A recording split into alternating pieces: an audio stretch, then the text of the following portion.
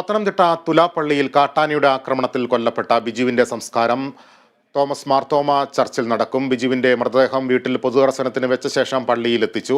വളരെ വൈകാരികമായാണ് ബന്ധുക്കളും നാടും ബിജുവിന് യാത്ര നൽകിയത്.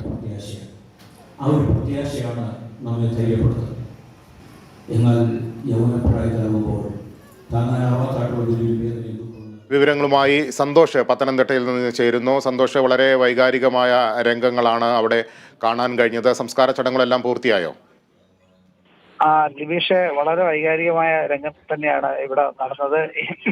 നാട്ടിലെ ജനങ്ങൾ മുഴുവൻ ബിജുവിന് അന്ത്യാഞ്ജലി അർപ്പിക്കാനായിട്ട് ഈ പള്ളിയിൽ എത്തിച്ചേർന്നു. മാർത്തോമ സഭയുടെ പരമാധ്യക്ഷൻ ഡോക്ടർ തിയഡോഷ്യസ് മാർ മെത്രാപ്പൊലീത്ത മുഖ്യ കാർമ്മികത്വം വഹിച്ചു. അദ്ദേഹം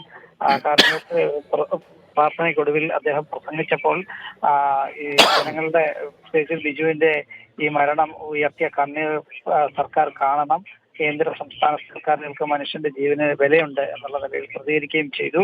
എന്തായാലും ഈ കാട്ടാനയുടെ ആക്രമണത്തിൽ മരിച്ച ബിജുവിന്റെ കുടുംബത്തിന് 10 ലക്ഷം രൂപ സർക്കാർ പ്രഖ്യാപിച്ച് നേരെ പകുതി 5 ലക്ഷം രൂപ അതിന്റെ പിറ്റേ ദിവസം തന്നെ കൈമാറുകയും ചെയ്തു.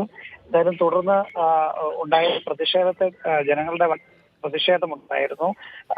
ഈ വന്യജീവികൾ ഇറങ്ങി ആക്രമണം നടത്തുകയും അതുപോലെ തന്നെ ഈ കൊലപാതകത്തിലേക്ക് എത്തുകയും നിരന്തരമായി അവരുടെ പുരയിടങ്ങളിലേക്ക് വന്യജീവികൾ എത്തുന്ന വിഷയത്തിലും ഫോറസ്റ്റ് ഉദ്യോഗസ്ഥരും അതുപോലെ തന്നെ വനപാലകരും ഒക്കെ കൃത്യമായ നടപടിക്രമങ്ങൾ കൈക്കൊള്ളാത്തതിനെതിരെ വലിയ പ്രതിഷേധമുണ്ടായിരുന്നു.